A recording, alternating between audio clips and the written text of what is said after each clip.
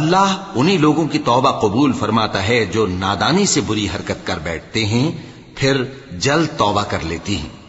बस ऐसे लोगों पर अल्लाह तवज्जो करता है और वो सब कुछ जानने वाला है, हिकमत वाला है। और ऐसे लोगों की तौबा कबूल नहीं होती जो सारी उम्र बुरे काम करते रहें, यहां तक कि जब उनमें से किसी की मौत आ मौजूद हो तो उस वक्त कहने लगे कि अब मैं तौबा करता हूं।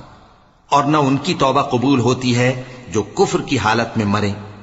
ऐसे लोगों के लिए हमने दर्दनाक अजाब तैयार कर रखा है।